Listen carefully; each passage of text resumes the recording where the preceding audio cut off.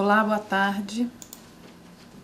O meu nome é Júnia Xavier, eu sou médica endocrinologista e sou teleconsultora da rede de teleassistência de Minas Gerais. E hoje nós vamos comentar um pouco sobre o autocuidado em diabetes, abordagem pela equipe de saúde. Esse tema é muito importante pela prevalência e pela importância que o diabetes tem nos dias atuais, né? Ele afeta 415 milhões de pessoas da população mundial afetadas por diabetes atualmente.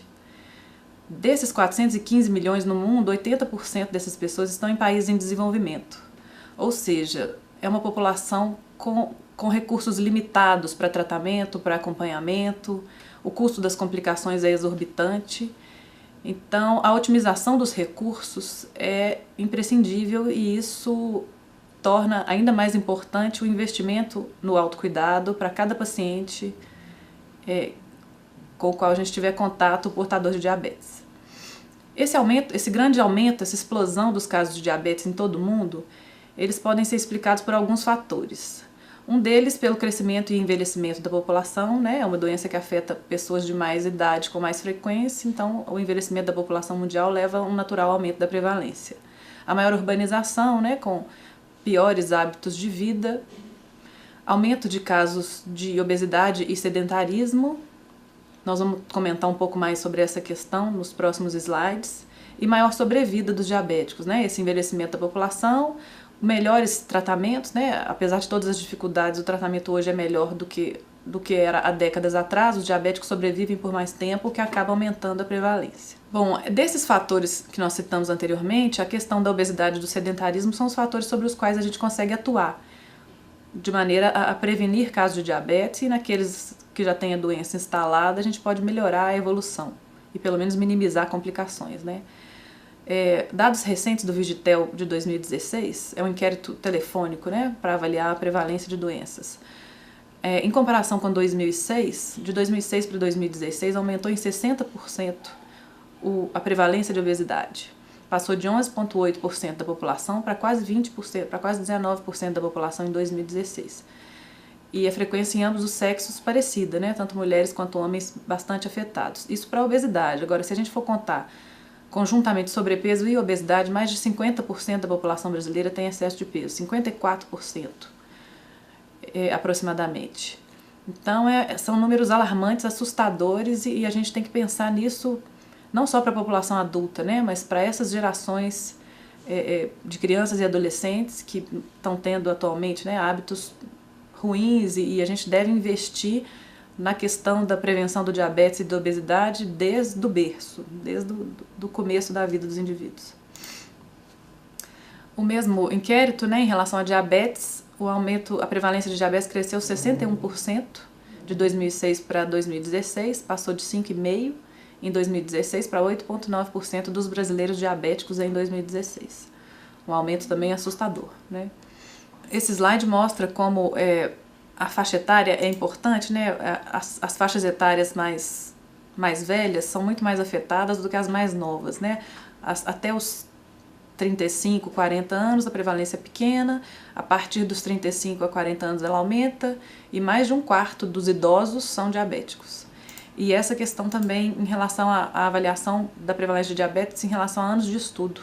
Aqueles com menos estudos, com menos anos de estudo, tem muito mais, para eles a prevalência é muito maior do que para aquela população mais estudada, né, que tem 4,6%, se 12 ou mais anos de estudo, contra 16,5% para aqueles que têm 0 a 8 anos de estudo. Então, mostrando que a gente, no SUS, né, como a gente atende uma população carente e que muitas vezes tem esse grau de instrução de menos anos de estudo, a gente tem que focar muito nesse autocuidado, porque ele é comprovadamente pior naqueles com essa característica de menos anos de estudo. Bom, comentando um pouquinho por alto sobre os tipos de diabetes, porque a questão das medidas de autocuidado podem variar conforme o tipo. São vários tipos, mas eu vou comentar principalmente sobre tipo 1 e tipo 2. Porque eles são a imensa maioria dos casos. O tipo 1 corresponde a 5, 10% dos casos. É aquele tipo que se chama de diabetes juvenil, né? Que na maioria das vezes ele ocorre na infância e na adolescência. Ele tem um fundo autoimune, né? Uma etiologia autoimune e por essa autoimunidade ocorre uma destruição das células beta pancreáticas produtoras de insulina e cessa a produção de insulina em poucos dias ou semanas. Então esse indivíduo ele necessita de uso de insulina exógena para sobrevivência, né? É um diabetes que requer cuidados maiores. Em geral, as pessoas usam uma ou duas doses de insulina basal, né, NPH ou glargina por dia, e em geral 3 doses de insulina prandial, né, aquelas insulinas rápidas antes do café, antes do almoço, antes do jantar. Então, em geral 5 aplicações por dia. Precisam fazer automonitorização com mais frequência, precisam medir diariamente várias vezes por dia. Então isso requer toda uma capacidade, um entendimento, uma educação do paciente maior do que para a maioria dos casos de diabetes tipo 2. Os diabéticos tipo 2 são 90 a 95% dos casos, a grande maioria dos casos são de diabetes tipo 2. Aquela questão de um diabetes ser insulina dependente, o outro não é isso que diferencia o tipo 1 de tipo 2. Um número grande de diabéticos tipo 2 também fazem uso de insulina. No diabetes tipo 2 é aquela característica de aumento com sobrepeso, com obesidade, característica de agregação nas famílias, a história familiar é importante. Está muito associada com essa questão dos hábitos de vida. Essa grande explosão da prevalência do diabetes é principalmente por diabetes tipo 2 no mundo inteiro. E o tratamento do diabetes tipo 2 varia muito conforme, é um grande espectro, desde aqueles pacientes que melhoram um pouco a alimentação, fazem alguma atividade física, usam metformina e ficam bem controlados, até aqueles que chegam a ter uma falência pancreática mesmo, que já não produzem mais insulina e que precisam usar insulina de maneira parecida com os diabéticos tipo 1. Então o tipo 2 é um diabético em geral adulto, acima de 40 anos, que em geral esteve ou está acima do peso e cuja gravidade da doença pode variar grandemente de um caso para o outro. Bom, então, autocuidado. O que é que inclui o autocuidado? São esses itens importantíssimos e todos eles precisam ser sempre reavaliados, conversados, bem explicados para o paciente nos contatos que tivermos com ele. Seria alimentação, atividade física, uso correto de medicações, automonitorização das glicemias capilares, prevenção de complicações, sobretudo a questão dos pés, porque na prevenção de complicações é onde o paciente consegue atuar melhor no seu autocuidado. Algumas outras complicações dependem de um monitoramento da equipe, de pedidos de exames médicos, mas os pés os próprios pacientes podem monitorar no dia a dia. Não fumar, né? E aprender a reduzir riscos, por exemplo, riscos de hipoglicemia.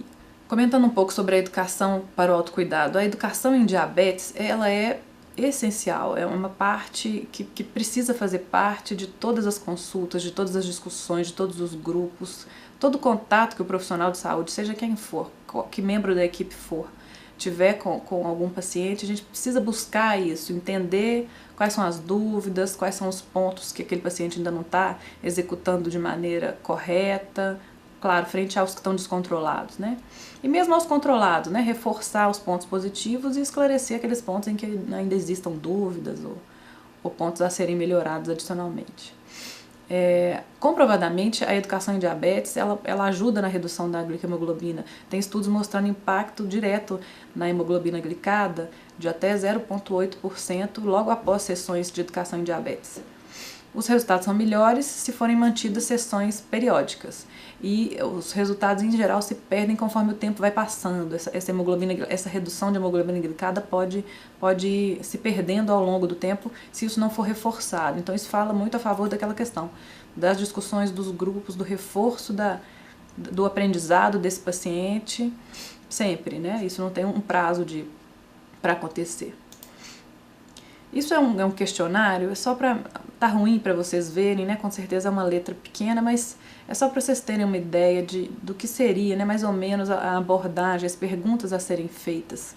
Isso pode ser usado e é usado em ambientes de pesquisa, mas no dia a dia também, talvez nos grupos de diabéticos, distribuir esse questionário, tem as referências, se for o caso a gente pode enviar na íntegra para quem quiser no final ou depois. Mas são várias perguntas nas quais a gente vai perguntar para o paciente ao longo dos últimos 7 dias como ele se comportou em relação a vários quesitos aqui do autocuidado. Por exemplo, na alimentação geral, em quantos dos últimos 7 dias seguiu uma dieta saudável? Por exemplo, na alimentação específica, em quantos dos últimos 7 dias comeu 5 ou mais porções de frutas e ou vegetais? Na atividade física, em quantos dos últimos 7 dias realizou atividade física durante pelo menos 30 minutos, contando minutos totais de atividade contínua, inclusive andar. Em relação à monitorização, em quantos dos últimos 7 dias avaliou o açúcar no sangue? Não vou ler todas, né? Estou lendo uma de cada tópico. Cuidados com os pés. Em quantos dos últimos 7 dias examinou seus pés? Medicação. Em quantos dos últimos 7 dias tomou seus medicamentos do diabetes conforme foi recomendado? E em relação a tabagismo, né, outras questões. Então, não é difícil, é curto, e isso pode ser feito, podem ser feitas reavaliações, né, nos grupos, por exemplo, no começo, no final de semestre ou de ano. E existem pacientes que relatam, alguns estudos relatam isso, de que o paciente, só dele ser inquirido sobre essas questões, seja com questionário, seja por perguntas durante a consulta, isso pode ajudá-lo a se lembrar daquilo que ele tem para fazer. É um lembrete a mais. Agora nós vamos passar a comentar cada item com mais detalhe, começando pela questão da alimentação. Então, no geral, claro que tem particularidades, né? Há diabéticos que precisam fazer uma contagem de carboidrato em relação ao diabetes tipo 1, né? Que precisam fazer ter um cuidado alimentar mais rigoroso e mais detalhado. Mas, no geral, essas medidas que nós vamos comentar se aplicam a todos os diabéticos. Bom, então a gente deve estimular que eles façam 5 a 6 refeições por dia. É aquela história, evitar tanto de beliscar a cada 1, 2 horas, quanto ficar longos períodos sem se alimentar, principalmente para aqueles que usam hipoglicemia antioral como sulfonilureias, né, glibenclamida e as outras medicações da classe da glibenclamida ou insulina, porque esses têm maior risco de hipoglicemia.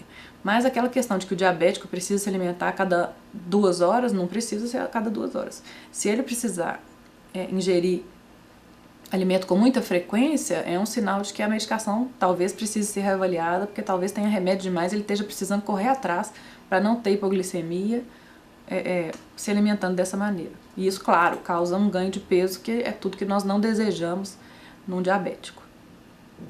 Devemos estimular, esse quesito é importantíssimo, ingerir pelo menos 3 porções diárias de verduras e legumes. Realmente, aquele prato colorido em que, às vezes as porções vai ser difícil deles contarem, né? Verduras seriam 3 colheres de sopa, uma porção de verdura seriam 3 colheres de sopa, e uma porção de legumes seriam 2 colheres de sopa. Mas independente dessa quantidade, se ele vai guardar isso ou se não vai, é aquela história de ter um prato colorido, de preferência no almoço e no jantar, não quer dizer que não possa jantar, em que a verdura e o legume predomine, né? Precisa ter mais verdura e legume do que arroz, batata, angu, macarrão, massa. E todos contam, pode comer cenoura, pode comer beterraba, pode comer moranga, pode comer tomate, deve comer todas as folhas. É claro que esses que têm um pouquinho mais de carboidrato, como beterraba, cenoura, não exagerar nas quantidades, mas eles não precisam ser cortados da alimentação do diabético, porque existe isso. Muitos deles chegam para nós com medo, né, achando que eles não podem ingerir esse tipo de alimento. Podem sim. E estimular que à noite não seja aquele lanche, eu parei de jantar, passei a lanchar. Lanche o quê? Pão, né? Torrada, biscoito, não é vantagem nenhuma, né? Se ele comer verduras e legumes com um pedacinho de carne e um pouquinho de feijão à noite, seria mais vantajoso do que esses lanches que são puro carboidrato. Ingerir 3 frutas por dia, em geral, é uma quantidade adequada para a maioria dos diabéticos, mas não as 3 de uma vez, e de preferência não as 3 de um só tipo. De preferência uma de cada tipo, uma em cada horário do dia. Preferir frutas, verduras e legumes da safra, porque eles são mais baratos, mais acessíveis, têm menos agrotóxicos, têm sabor melhor. Então não precisa comprar aquela fruta cara que está fora da estação e que vai comprometer o orçamento, né? São os da safra mesmo. Evitar os alimentos ricos em açúcar, claro, né? Usar adoçante em substituição à sacarose. Os adoçantes precisam ser usados com moderação, é um tema controverso, mas não tem nenhuma comprovação robusta desses malefícios que às vezes se especulam, né, dos adoçantes, os grandes riscos dos adoçantes. É melhor para os diabéticos que eles substituam sim açúcar por adoçante, porque isso pode ter vantagens para o peso e, claro, para a glicemia.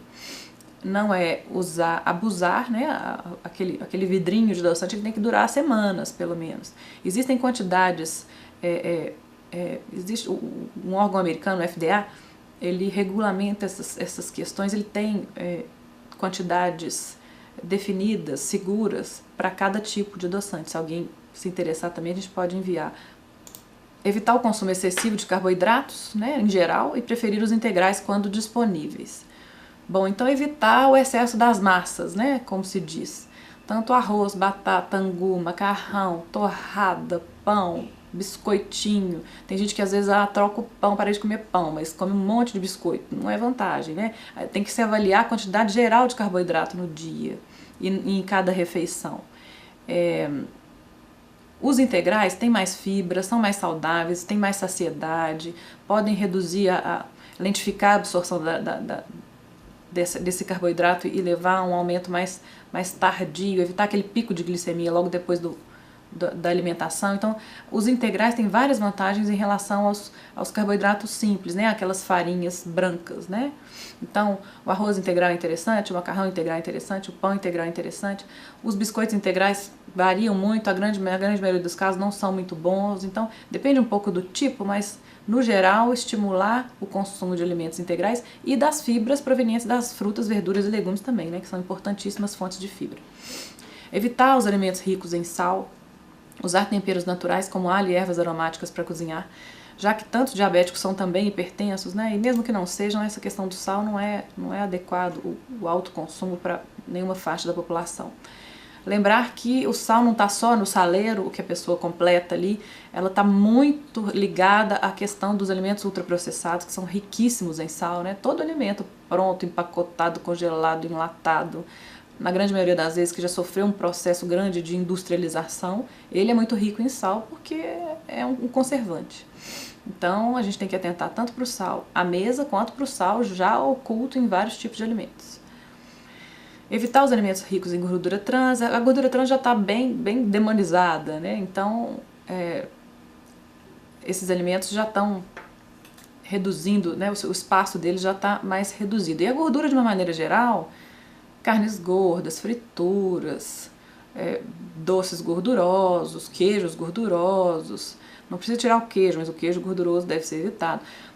O excesso da gordura leva a excesso de peso, né? O número de calorias em alimentos gordurosos é muito maior, então é claro que é preciso ter um controle numa população na qual o diabetes está tão intrinsecamente ligado à obesidade, né? Faz parte da abordagem do controle de peso limitar o consumo da gordura.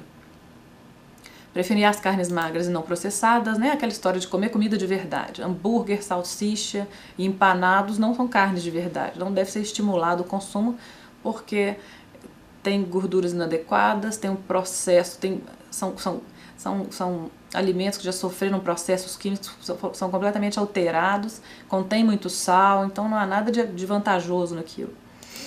E usar pouco óleo no preparo dos alimentos, né? Evitar as frituras, consumir assados, grelhados, cozidos, que são bem mais saudáveis. Passando agora para o próximo tema, né? Que seria a atividade física. A gente deve aconselhar pelo menos 150 minutos por semana de atividade física aeróbica de intensidade moderada, distribuídos em pelo menos 3 dias da semana. O que seria atividade física moderada? Aquela atividade em que o indivíduo consegue falar, mas não cantar.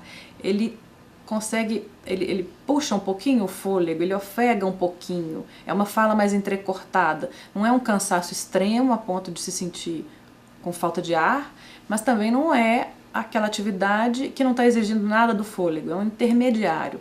Por exemplo, uma caminhada rápida, fazer hidroginástica, andar de bicicleta, dançar, jardinagem em geral, varrer. Essas atividades do dia a dia, né, cuidar de um espaço, de um jardim, de alguma coisa assim que às vezes são comuns nos ambientes rurais, é claro que valem, né? Aquilo é uma atividade física e que tem que contar. Se for possível, deve-se acrescentar também exercícios de resistência, por exemplo, musculação, pelo menos 2 vezes por semana, traria um benefício adicional. Essa questão da atividade física moderada pela frequência cardíaca pode ser feito também, a gente pode definir atividade moderada como aquela em que o indivíduo mantém uma frequência cardíaca entre 60% e 80% da frequência cardíaca máxima. Definindo-se frequência cardíaca máxima ou pelo teste de esforço, que claro, a gente tem várias limitações, principalmente no SUS, para ter acesso a esse tipo de exame, ou pela fórmula frequência cardíaca máxima definida como 220 menos a idade do indivíduo. Então 220 menos a idade, esse número resultante, a gente pega aquela faixa entre 60% a 80%, essa é a faixa de treinamento que seria considerada uma atividade física moderada. Então, frisar isso, que a duração é importante, a frequência é importante, a intensidade é importante. Não adianta fazer poucas vezes por semana, não adianta fazer por tempos muito curtos e não adianta fazer na intensidade errada, né? A gente tem que tentar perguntar, investigar para avaliar se está tudo correto, ou seja, se esse benefício vai ser alcançado. Além da questão de praticar atividade física, claro, isso é altamente recomendável, essencial para todos nós, né, não só para os diabéticos, existem evidências crescentes e cada vez maiores da grande associação entre o tempo em posição sentada e os grandes prejuízos para a saúde. Esse estudo é um exemplo. Ele avaliou a associação entre tempo em posição sentada e mortalidade em 17 mil canadenses, de 18 a 90 anos de idade. Houve uma associação dose e resposta entre o tempo sentado e a mortalidade por causas cardiovasculares e mortalidade por todas as causas. Então, além de se exercitar, a quebra dos dos longos períodos de tempo sentados é extremamente importante também, né? O homem evoluiu até chegar num ponto de ficar sentado no computador ou num celular em frente a uma tela, né? E hoje isso é uma questão importantíssima para ser abordada, principalmente lá no começo, na infância, na adolescência, que é uma geração tão afeita a permanecer longos períodos em frente às telas. Deve-se recomendar que a cada meia hora sentado, o indivíduo levante e consiga fazer alguma coisa durante 5 minutos, se movimentar, tomar uma água, fazer aquela questão, se está no ambiente de trabalho sentado, levanta, vai até a mesa do colega, desce escada, sobe escada, busca alguma coisa, aproveitar o horário de almoço para circular. Então essas quebras dos longos períodos sentados são importantes. Se houver sobrepeso ou obesidade, perdas de peso modestas podem propiciar benefícios clínicos significativos. A gente não deve investir apenas naquela questão, vamos normalizar o peso. A normalização muitas vezes não é possível, né? Então reduções parciais, 2 a 8 quilos perdidos, mesmo para pessoas com um grau de obesidade significativo, podem trazer benefícios metabólicos muito importantes e que precisam ser valorizados, ou seja, cada quilo a menos é precioso. Passando para o próximo item, né, que seria o uso correto das medicações, que também é muito importante. A gente deve sempre, a cada consulta, avaliar e abordar barreiras ao uso correto de medicações orais e de insulina. Se necessário, a gente deve incluir os familiares. Quando a gente percebe que aquele paciente não dá conta, não adianta a gente reforçar com ele, porque ele tem algum déficit cognitivo ou depressão, isso é importantíssimo nos idosos, né? A gente tem que buscar a ajuda de um cuidador, de um familiar, de alguém que possa apoiar para a melhora dessa adesão. Então as barreiras seriam, algumas delas, né? Déficit cognitivo, analfabetismo, diminuição da acuidade visual e auditiva, problemas psicológicos, sintomas depressivos. Nos insulinizados, além dessas barreiras já que nós citamos acima, ainda existe o temor de hipoglicemia, o temor da aplicação injetável e os estigmas, né, de ganho de peso, de que quem começa a insulina nunca mais para, de que a insulina é usada só por pessoas que têm um diabetes muito grave, e várias outras barreiras desse tipo que podem impedir uma adesão adequada ao uso das medicações. Comentando um pouco, né, sobre a questão do uso da insulina, a natureza progressiva do diabetes tipo 2 e das suas terapias deve ser rotineiramente explicada aos pacientes pelos profissionais. Evitar usar a insulinização como ameaça, né? Porque muitas vezes a gente acaba recorrendo a isso. Olha, se não melhorar, se não fizer dieta, se não fizer exercício, vai ter que usar insulina. E existe uma questão de falência pancreática mesmo, não depende só da adesão às mudanças de hábitos de vida. Esse pâncreas do diabético tipo 2, muito comumente a partir de um certo tempo de doença, que é variável para alguns, logo ao diagnóstico já existe uma falência pancreática, já é necessário iniciar a insulina. E para outros não, às vezes isso demora anos.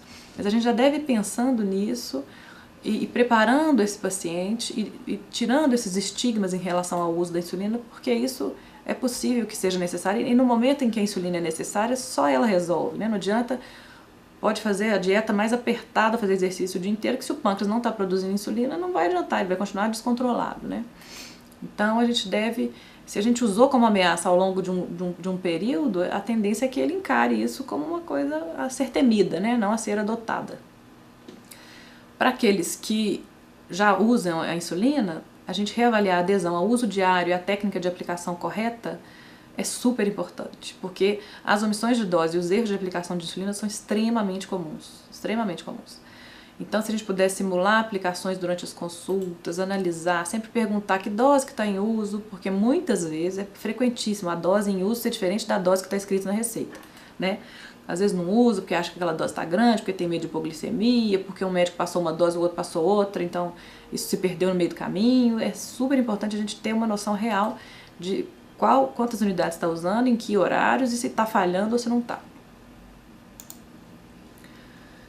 Essa questão da autoaplicação, né, eu comentei um pouco, então, sobre o uso correto de insulina, avaliar se e como realiza a autoaplicação. Sempre perguntar quem aplica, o senhor mesmo, é alguém da família, e a pessoa foi treinada, o senhor foi treinado, tem alguma dúvida, simula aqui pra mim, entrega a seringa, puxa aí o número de unidades que o senhor usa, deixa eu ver, como é que o senhor faz. Acontecem erros, assim, inacreditáveis, quando a gente menos imagina. Às vezes pessoas que usam há anos e usam errado há anos. Como a pessoa conserva a insulina, né? Não necessariamente precisa ficar dentro da geladeira, o frasco fechado dentro da geladeira. Evitar os locais mais frios da geladeira, né? Mais naquela gaveta de legumes lá embaixo, não perto do freezer ou do congelador, porque a insulina não pode congelar, não pode nem resfriar demais, nem esquentar demais. Mas quando o tempo está mais fresco, o frasco em uso pode ser mantido fora da geladeira em algum lugar mais fresco da casa, onde não tome sol e que não esquente muito. A partir de um mês daquele frasco aberto é importante trocar o frasco, se não acabou, né? Se usa uma dose menor que não acaba em 30 dias, com 30 dias troca-se o frasco. Examinar os locais de aplicação, perguntar e recomendar o rodízio do local de aplicação é muito importante, porque as áreas de aplicação, quando ele realiza a aplicação sempre nas mesmas áreas, pode acontecer lipodistrofia, né? O surgimento de lipodistrofia, essas áreas de acúmulo de gordura. E nessas áreas onde já existe a lipodistrofia, a insulina vai agir de maneira errática, então isso vai contribuir ainda mais para um descontrole. Então as áreas de aplicação são aquelas, né, no abdômen, na perna. Para a autoaplicação, para o próprio indivíduo aplicar nele mesmo, é importante que a gente oriente o abdômen ou perna. A autoaplicação no braço é muito difícil, né? Para o braço e para glúteo é mais quando outra pessoa vai fazer a aplicação. Mas dentro dessas áreas, abdômen e membros inferiores, a gente detalhar para eles como eles devem fazer para se lembrar anteriormente em que lugar aplicaram e evitar aquele lugar por 7, 10, 14 dias, se for possível. Passando para o próximo item, né, de automonitorização das glicemias capilares. A automonitorização, ela é recomendada, isso é consenso, né, que ela é recomendada para todo diabético usuário de insulina. Para os diabéticos tipo 1 e tipo 2, em tratamento intensivo com múltiplas doses, insulina basal, né, NPH ou glargina, na grande maioria das vezes NPH de basal que eles usam, mais insulina prandial antes das refeições, rápida, seja regular, né, seja ultra rápida, que acontece mais nos casos de diabetes tipo 1, para esses que usam esse tipo de tratamento intensivo, é indicado que façam glicemia todos os dias antes das refeições principais, antes de café, antes de almoço, antes de jantar. E ocasionalmente em outros horários, ou se sintomas, né, se suspeitarem de hipoglicemia, é importante que façam também. Mas essa automonitorização diária não é só para monitorar 3 dias antes da consulta e levar para o médico, né? Esses que são mais descompensados precisariam manter isso no dia a dia. Para os diabéticos tipo 1, existe um fornecimento de fita, né, 90 fitas por mês, justamente pensando nisso, né, 3 fitas por dia, o cálculo seria esse. Para os tipo 2 a gente tem mais dificuldade, tem municípios que a gente consegue, faz um relatório, pede para aumentar o fornecimento, a gente consegue mudar o número de fitas, né, porque no tipo 2, tradicionalmente fornece 30 fitas por mês, né, para uma medida por dia, e no tipo 1, 90 fitas por mês para 3 medidas por dia. Mas no tipo 2 precisa haver uma negociação ali, das secretarias municipais, uma interlocução entre os diferentes profissionais para que possa se priorizar esses diabéticos tipo 2 com tratamento intensivo e que precisam medir mais vezes, né?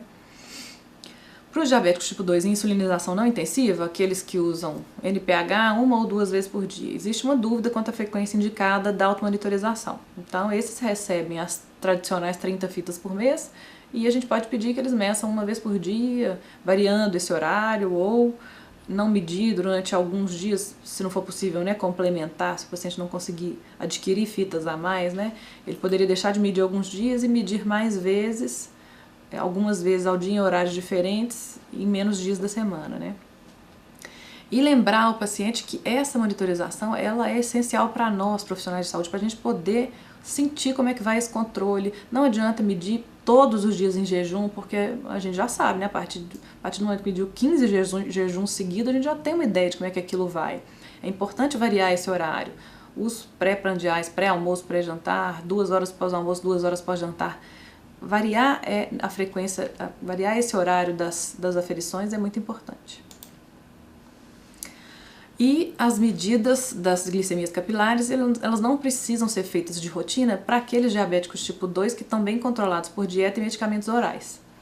Não quer dizer que esses aí não devem, não podem, mas eles não precisam necessariamente medir e essa frequência, se optarem por medir, não é uma frequência que está bem estabelecida, de qual deveria ser. Mas isso pode ser útil, por exemplo, para eles conhecerem o efeito de uma nova medicação, de um ajuste no tratamento, para eles monitorarem naquelas doenças intercorrentes, teve um resfriado, teve uma infecção, que são momentos em que a glicemia às vezes sobe, então é útil que eles monitorem e, claro, se desconfiarem, será que esse sintoma é hipoglicemia? Será que essa fraqueza que eu tive não é? Será que caiu muito? É importante orientar que meçam nessas situações. As metas, né, das glicemias capilares para os adultos não gestantes, né, seriam essas. Pré-prandial, né, antes das refeições, a meta seria 80 a 130 e 1 a 2 horas após as refeições até 180. E claro, a questão aqui, né, complementando, para as capilares esses valores e a glicemoglobina, para a maioria dos pacientes, a gente teria uma meta de 7%. Né? Então, se essa avaliação global, o controle vai bem ou o controle vai mal, passa pela avaliação das glicemias capilares e da glicemoglobina.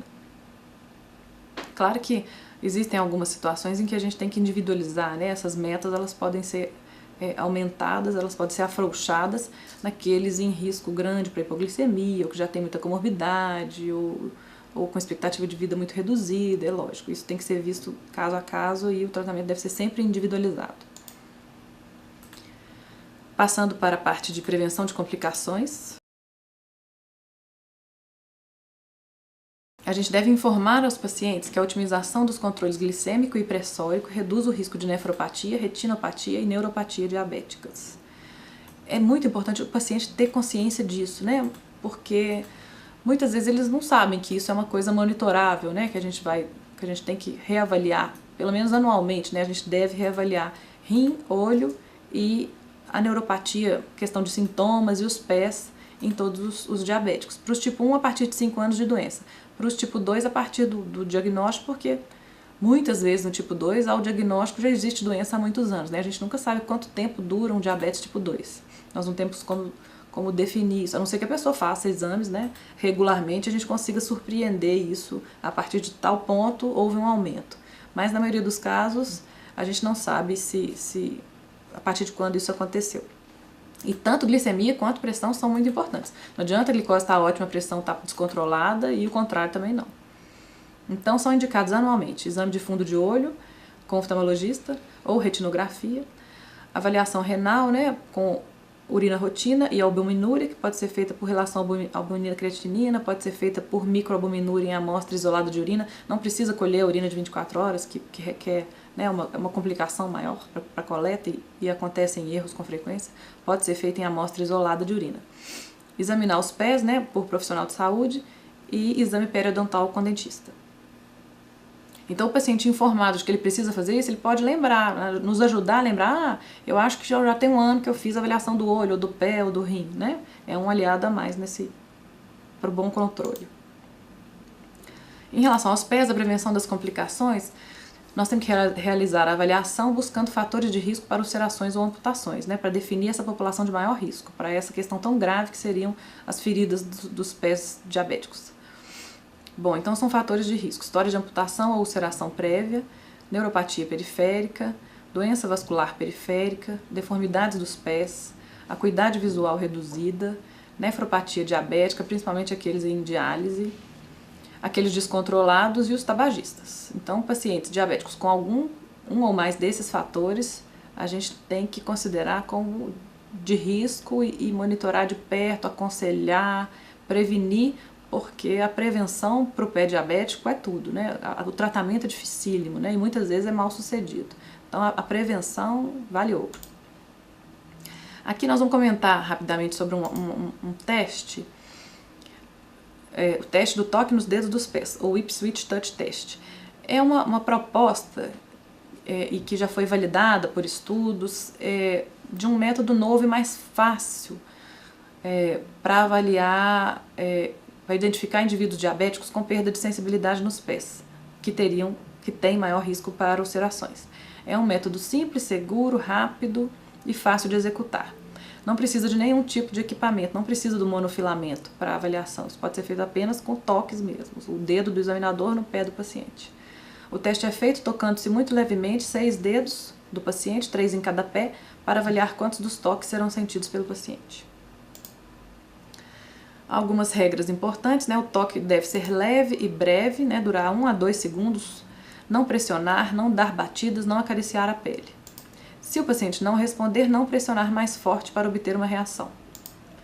E não tocar cada dedo do pé mais de uma vez. Se o paciente não sentir, a gente não repete o toque. Então essa é a ordem, né? A gente começa, os números estão indicando aqui a ordem dos dedos, né? Primeiro no hálux direito, depois no 5º dedo direito, depois no hálux esquerdo, no 5º dedo esquerdo, no 3º dedo direito, no 3º dedo esquerdo. Só isso, um toque leve de 1 a 2 segundos em cada um desses dedos. E a gente conta quantos o paciente sentiu, quantos ele não sentiu. E marca num formulário, sim ou não, conforme o paciente sinta ou não o toque, em cada um desses locais. E o resultado, se o paciente sentiu 5 ou 6 dos toques realizados, a sensibilidade dele é normal e não há risco aumentado para problemas nos pés causados por alteração de sensibilidade. Então a gente orienta, o senhor sentiu, tá tudo bem, mas tome cuidado, a gente orienta quais são esses cuidados e programa uma reavaliação dos pés para um ano depois. Naqueles com sensibilidade alterada, que são quais? Aqueles que não sentiram 2 ou mais dos 6 toques. É muito provável que a sensibilidade desse paciente esteja reduzida com risco aumentado para ulcerações.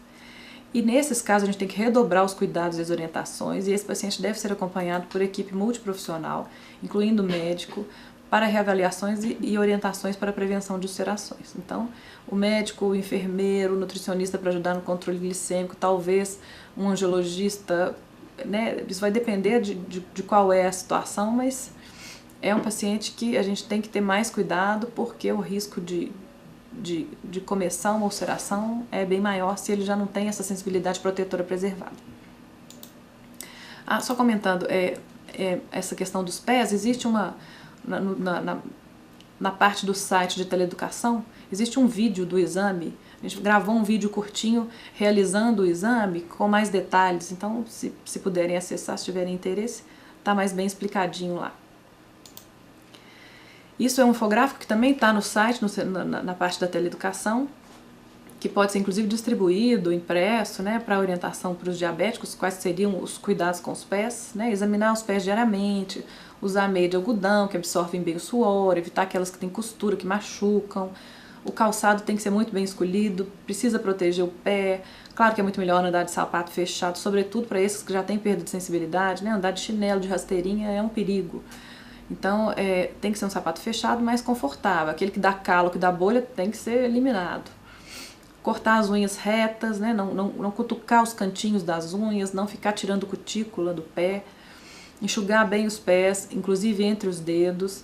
Não andar descalço. Examinar dentro dos calçados para avaliar se não tem algum animal, algum inseto dentro antes de calçar. Hidratar os pés bem, a região do calcânio principalmente, mas não passar o creme hidratante entre os dedos, porque isso pode causar umidade e surgimento de micose, que podem ser uma porta de entrada para depois desenvolver uma ferida maior. Não deixar os pés de molho, não colocar o pé de molho na água quente, por exemplo, né? A umidade é inimiga do pé do diabético. Então, esse infográfico está lá disponível para quem precisar. Outro item importante, o tabagismo, né, que a gente também deve abordar.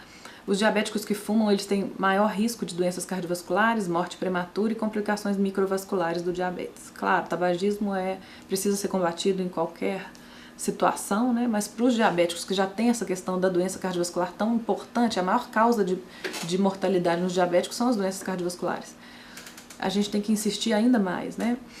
Os profissionais devem investigar tabagismo em todo paciente diabético, em cada consulta, aconselhar todo indivíduo tabagista a parar de fumar. Para aqueles que fumam, né, a cada consulta a gente pergunta novamente, ainda está fumando? Quantos por dia? Como é que está a motivação para parar? Identificar esse momento. Claro que para aqueles que não estão motivados, que não desejam parar, muito pouco pode ser feito, né? O que a gente pode fazer é monitorar e perguntar a cada consulta e reaconselhar. Mas para aqueles que já estão em fase de contemplação, de que já pensam em parar, estão planejando essa interrupção, encaminhar para serviço de cessação ao tabagismo se houver, ou para grupos, né? Tentar reforçar ainda mais as orientações, porque isso pode ajudá-lo a tomar essa decisão. E, finalmente, a redução de riscos. Nesse quesito, as hipoglicemias é um fator importantíssimo da gente comentar, né? A gente tem que questionar os indivíduos em risco a cada encontro, aumentando a vigilância e esse declínio cognitivo. Das medicações que causam hipoglicemia, as mais importantes são as sulfonilureias, né, glibenclamida, glimepirida, gliclazida, glipizida, essa classe das sulfonilureias e a classe das insulinas. Aquele indivíduo que usa só metformina, a gente não considera que exista um risco aumentado para hipoglicemia. Mas para esses que usam metformina associada à glibenclamida, por exemplo, claro. E é muito importante que a gente pergunte, que a gente oriente, que a gente tente definir se aquele sintoma que teve um dia ficou na dúvida, se é ou se não é, orientar que meça, orientar a prevenção, saber que não pode ficar 4, 5 horas sem comer, andando, mexendo no quintal, porque essa glicemia vai cair. Às vezes aquela queixa, tem hora que minha glicemia está lá em cima, tem hora que ela está 40, 50, mas se não tiver um trabalho de prevenção para hipoglicemia, são picos e vales o tempo todo, né? Tá lá em cima e usa as medicações, fica em jejum muito tempo, ela despenca.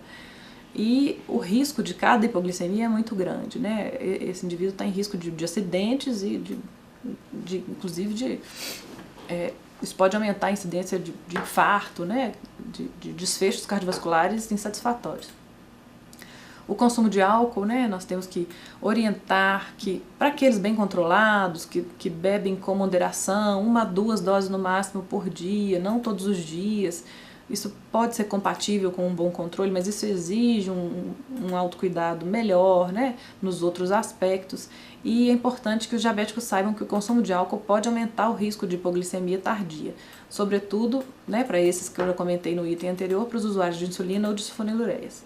Eles precisam saber que beber sem ingerir comida é uma coisa que é um risco grande que eles estão correndo de ter uma hipoglicemia grave, às vezes no meio da madrugada, né? E essa avaliação psicológica e social é uma parte muito importante, né? Incluir como parte permanente do tratamento do diabetes abordagens de depressão, ansiedade, transtornos alimentares, déficit cognitivo. Como é comum, né, a concomitância do diabetes com essas situações e como isso interfere no controle do diabetes, e muitas vezes a pessoa ela não aceita, né? A aceitação desse diagnóstico, a aceitação do tratamento é difícil, né? Porque muda a vida, tem que modificar a alimentação, precisa fazer atividade física, precisa perder peso, precisa monitorar, precisa furar, né? Como eles dizem, furar o dedo, precisa aplicar insulina. Então, isso pode gerar um estresse adicional, né? E indivíduos mais suscetíveis, às vezes, até desencadear um processo depressivo ou ansioso. Então, a gente está de olho nesses quesitos e fazer uns encaminhamentos dentro da equipe para os profissionais, né, que podem auxiliar e melhorar esse tratamento é muito importante. E, por fim, estimular essa atitude positiva, né? Pensar que nós, os profissionais, somos aconselhadores, nós somos tutores, nós somos educadores, mas quem realiza ou não o cuidado, a imensa maioria das tarefas relacionadas ao controle do diabetes, claro, é do próprio paciente, né? Nós somos apoiadores e precisamos ser parceiros, né? Não terroristas, autoritários, que recomendam, ameaçam, né? E que reforçam esse temor que já existe. Mas aquela postura de Nós estamos aqui para te apoiar, para te incentivar, para esclarecer dúvidas e para te estimular a levar um estilo de vida mais saudável, que muito mais do que criar restrições vai te trazer saúde, bem-estar, tempo e qualidade de vida, né? É muito isso, estimular uma parceria e pensar que se não existe uma cura definitiva, mágica, milagrosa, existe controle e há tantos diabéticos bem controlados com vidas longas, saudáveis, né? Então, seria isso, eu agradeço a atenção de todos e agora a gente vai abrir para as perguntas. Falando como hipoglicemiantes orais, isso seria uma coisa ampla, né? Hipoglicemiante seria qualquer medicação que reduz a glicemia. Então, existem metformina, sulfonilureias, que são as classes mais comuns, né? Que são as classes disponíveis no SUS. E existem outras classes mais modernas. E assim, o risco é diferente para cada classe, né? Não tem como a gente generalizar o risco para todas elas. Então, em relação às classes mais usadas no SUS, metformina e sulfonilureias, a metformina é uma medicação muito boa, né? Ela é antiga, ela já tem benefícios comprovados, ela é segura, ela não causa hipoglicemia, ela não causa ganho de peso. Então, os riscos para a metformina é aquela questão, tive diarreia, são principalmente relacionados a esses efeitos gastrointestinais. Que se a gente usar doses menores no começo, começa uma dose pequena, progride gradualmente, usa uma semana, um comprimido por dia, a partir da outra semana aumenta para o segundo comprimido, monitora se teve diarreia, dor abdominal, mal-estar, enjoo, náusea, e se por acaso, apesar do aumento gradual da dose persistir, pode trocar para a formulação de metformina de liberação prolongada. Essa é a maior questão relacionada à metformina. Para as sulfonilureias, essa questão da hipoglicemia, né, que nós comentamos algumas vezes aí, das prevenções, dos riscos, da concomitância do álcool, e as outras classes que são mais modernas, que têm riscos diferentes, mas que é muito limitado o acesso no SUS, né? Mesmo fora do SUS é difícil, porque são de alto custo, são boas, e aí são coisas muito, muito diferentes de uma classe para outra.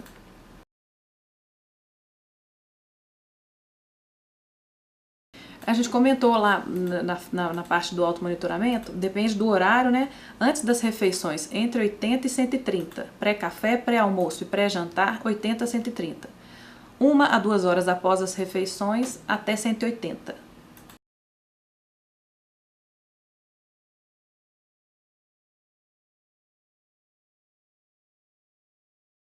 Essa é a pergunta de $1 milhão, porque não tem jeito, o tratamento de diabetes é completamente individualizado, é sentar, justamente por isso existem tantos fatores a serem abordados, né? A dose de insulina vai depender se ele está usando corretamente, se ele não está, como é que ele aplica, se ele alimenta bem, se ele faz exercício ou não, qual é o grau de excesso de peso que aumenta a resistência insulínica. Então é impossível a gente dizer uma fórmula que atenda a todos, né? Cada tipo de diabetes existe uma questão. Diabetes tipo 1 sempre precisa da insulina rápida com a insulina lenta, diabetes tipo 2 nem sempre. Então é completamente individual e é com essa investigação cuidadosa no dia a dia, sentindo esse paciente, é que a gente vai definir para ele qual é a melhor fórmula. Tem gente que usa uma dose de insulina ao deitar, fica bem. Usando uma dose de insulina ao deitar, tipo 2, claro, né, gente? Tipo 1 não. Mas tem pacientes diabéticos tipo 2 que estão lá descontrolados, em uso de sulfonilureia e metformina há anos e anos e resistindo à insulina. Aí começa uma dose de NPH ao deitar, controla bem a glicemia de jejum, fica bem. Até aquele que precisa usar 5 doses, que usa mais de 100 unidades por dia de insulina, então não tem a fórmula perfeita.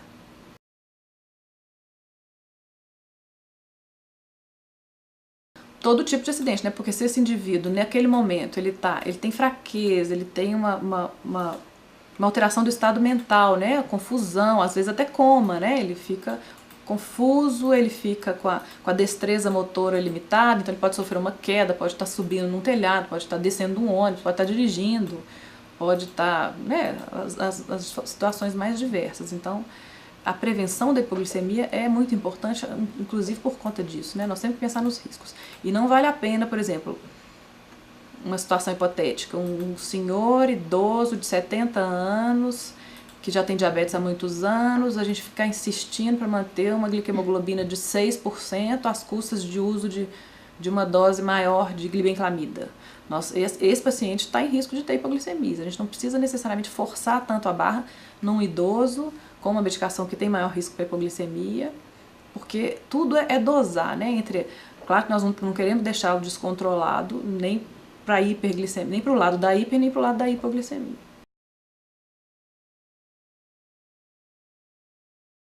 Adulto e criança seriam aqueles valores que a gente comentou, antes das refeições 80 a 130, pós-refeição até 180.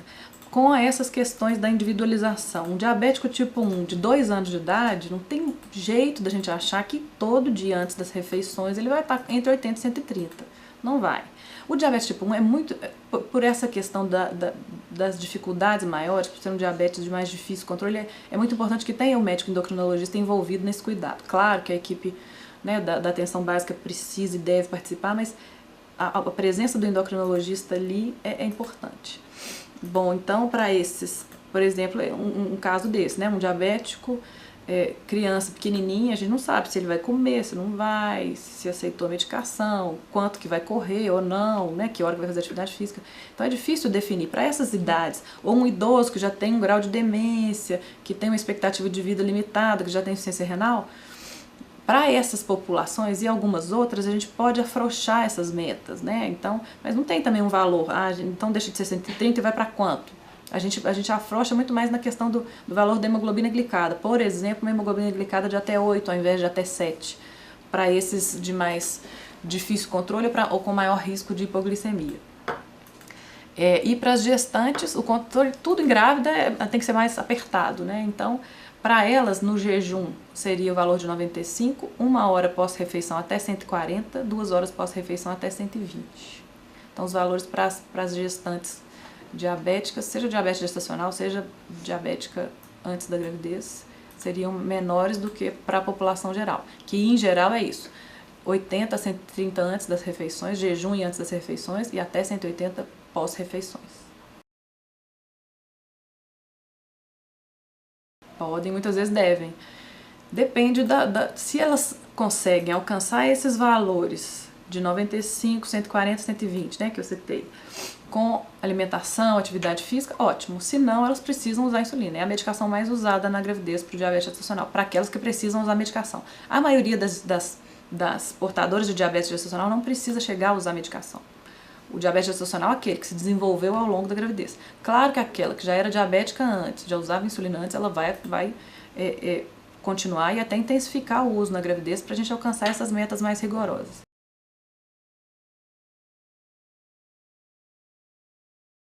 Pode em alguns pacientes e pode não controlar em outros. É aquela questão de individualizar o tratamento para a necessidade de cada indivíduo, né? Ele é uma associação, o Meritor é uma associação de sulfonilureia com metformina. Para aqueles que precisam dessa combinação e que ficam bem controlados com ela, sim, pode controlar. Para alguns 1 vez por dia, para outros 2 vezes por dia, para outros tipos de medicação, então não dá para generalizar. Mas não é muito diferente da gente prescrever essa associação de sulfonilureia com metformina de maneira isolada, né? Não precisa necessariamente ser uma medicação que associe as duas.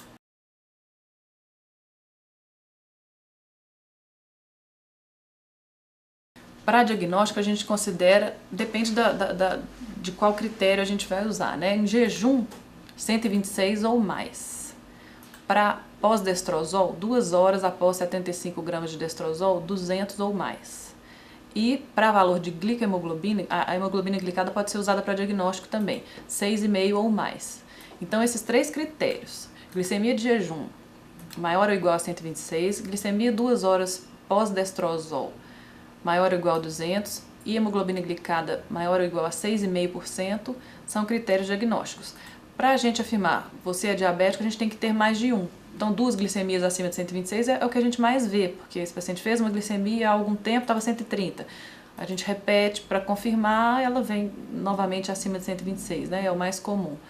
Mas pode ser confirmado num segundo pela hemoglobina glicada, pode ser confirmado pelo pós-destrozol. Agora, aquele em que a gente pode fazer um teste apenas sem confirmar são aqueles com uma glicemia em qualquer horário acima de 200 com sintomas, com perda de peso, com urinando muito, bebendo muito água, com polis, né? Poliúria, polidipsia, perda de peso, visão turva e uma glicemia de 300, pronto, esse é diabético, não precisa confirmar numa segunda etapa. E já começar com medicação ou não, para o tipo 2, Em geral, ao diagnóstico a gente já inicia a metformina, mesmo que seja uma dose mais baixa, mas a metformina ela é bem-vinda logo ao diagnóstico de diabetes tipo 2. Mas tem gente que ela tá com 130 hoje e já melhorou a alimentação, já começou a atividade física, já começou a perder peso. Não precisa, porque você já sabe que provavelmente agora, quando ele chegou para você com esse exame na mão, ele já deve estar com glicemia menor.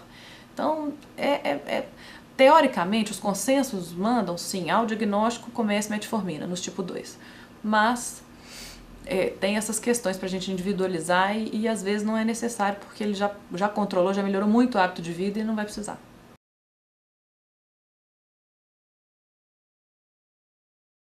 Bom, no tipo 1 tem aquela questão dos anticorpos, né? Talvez seja alguma questão mais ou menos parecida. No tipo 2 é principalmente monitorar essa evolução da glicemia de jejum. É o que a gente tem mais acessível, mais fácil de fazer. E lógico, né? Se o indivíduo está acima do peso, com hábitos ruins, sedentário, com história familiar, com acantose nigricans, não precisa de marcador nenhum, né? Essa avaliação clínica dele está mais do que claro que ele é um indivíduo de risco para ter diabetes tipo 2. Mesmo que a gente não dose nada, né? A gente sabe que aquele risco existe. Aquelas pequenas alterações de glicemia de jejum, né? Porque o normal é até 99. Entre 100 e 125, pré-diabetes. 126 para mais, diabetes.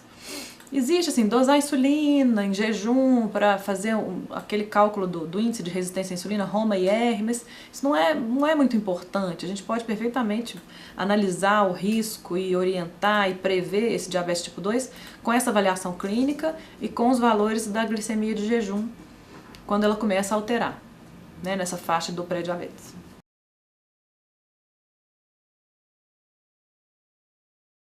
Na verdade, assim, quando a gente usa associado, provavelmente a metformina já veio antes da insulina, né? Os diabéticos tipo 2, como a metformina é a medicação de primeira escolha, logo ao diagnóstico ou um pouco depois, né, algum tempo depois, conforme a necessidade, inicia-se metformina.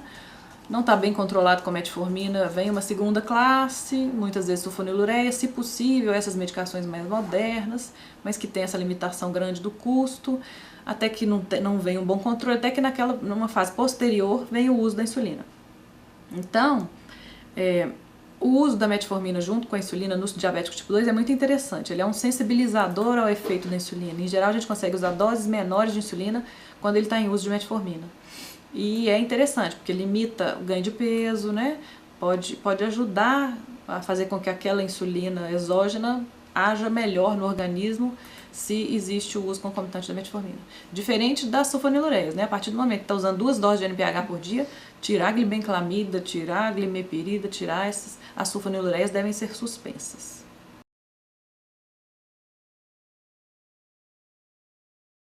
Em geral, a gente considera que precisa de insulinização glicemias acima de 300 e hemoglobina glicada acima de 9 ou 10%. As glicemias acima de 300 são um parâmetro até mais útil, né? Mais frequente da gente ver. Então, assim, tá passando de 300 com frequência, não que passou um dia porque foi pra festa e comeu bombom e no dia seguinte amanheceu, um valor, nem tanto, mas a partir de alguns, a partir do momento que a gente vê que isso é uma coisa recorrente, passou ao longo de uma semana algumas vezes, principalmente se tem sintoma de insulinopenia, perda de peso e pólis, né? Bebendo muita água, urinando muito e com a glicemia alta, insulinização. E acima de 300 de maneira recorrente também.